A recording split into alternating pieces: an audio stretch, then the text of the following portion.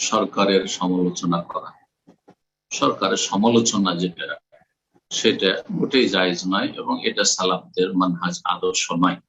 এটা হচ্ছে আবেগীদের মানহাজ, হয় যারা আবেগী, আবেগ ভিত্তিক কাজ করে, এলিম ভিত্তিক নয়, অথবা তারা হচ্ছে খারেজি মন মানসিকতা, খারেজি, সে পাক্কা খারেজি, আর না হইলে খারেজিদের পৃষ্ঠপোষক, যে বহু স্তরের খারিজি রয়েছে।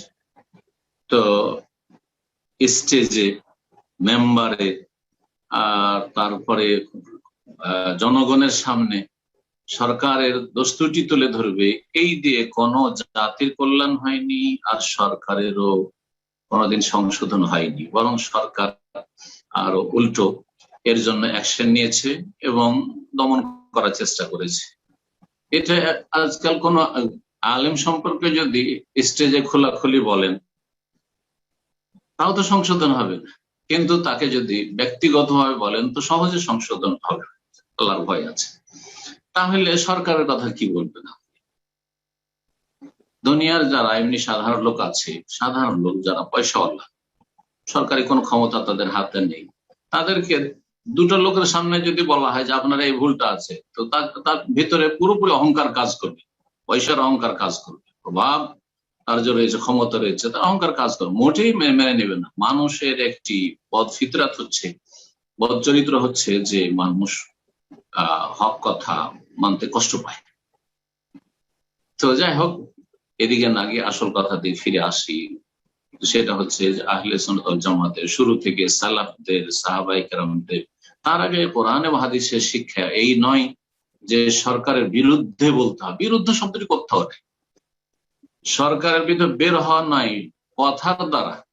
এই জন্য শেখ সালেহ ফওজান, শেখ উসাইমিন, শেখ বাজ, এসব উলামায়ে কেরামদের উক্তি মর্মে রয়েছে যে খরুজ মানে এই নয় যে অস্ত্র ধরে শুধু বের হও, খরুজ মানে এই নয় যে শুধু ঘোষণা করা যে সরকারকে মারবো, সরকারের বিরুদ্ধে তোমরা বেরিয়ে পড়ো, বরং খরুজ মানে হচ্ছে অন্তরে বিদ্বেষ রাখা, শত্রুতা রাখা, এবং এই শত্রুতার বহিঃপ্রকাশ কথার মাধ্যমে করা, সেটা দুজন চারজনের সামনে হোক। না না না, এর দ্বারা কখনো কারো সংশোধন হয়নি, আর কোন সরকারের সংশোধন হয়নি, আর এটি সালাফদের মানহাজ নয়, এটি কোরআন হাদিসের শিক্ষা নয়। কোরআন এবং হাদিসের শিক্ষা সম্পর্কে একটি হাদিস শুধু বলবো এখানে। রাসূলুল্লাহ কি বলেছেন? আফদালুল জিহাদ, সবচাইতে উৎকৃষ্ট উত্তম জিহাদ হচ্ছে কালিমাতু হাক্কিন, হক কথা, সত্য কথা, ন্যায়সঙ্গত কথা বলা, ইনদা সুলতানিন জায়ের, ইনদা মানে নিকটে, কাছে, পাশে, সুলতান মানে শাসক, জায়ের মানে জালেম, জালেম শাসকের কাছে, পাশে, নিকটে।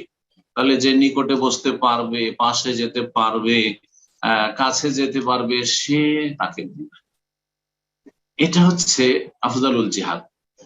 যদি সরকারের বিরুদ্ধে সোশ্যাল মিডিয়ায় অথবা অনেকে নিজের সহি আকীদার দাবিদার অথবা সহি আকীদার আলেম আমরা মনে করে তো অনেক লোককে, তারা মেম্বারে চড়ে দেশের সরকারের বিরুদ্ধে অথবা অন্য দেশের সরকারের বিরুদ্ধে বলছে আর বলছে যে এইটা আমি নাসিহা করছি। এটা নাসিহা করছেন না, এটা আপনি ফাদিহা করছেন, অপদস্থ করছেন, লাঞ্ছিত অপমানিত করছেন, এবং এই কথা যদি তার কাছে পৌঁছে তবু সংশোধন হবে না, আর না পৌঁছলে তো সে জানতেই পারলো না, আর জানলেও সংশোধন হবে না। এই যে আমার বিরুদ্ধে স্টেজে অথবা মেম্বারে জুমার খুতবায় বা ঈদের খুতবায় এইরকম আমার বিরুদ্ধে বলছে, কোনো সংশোধন হবে না।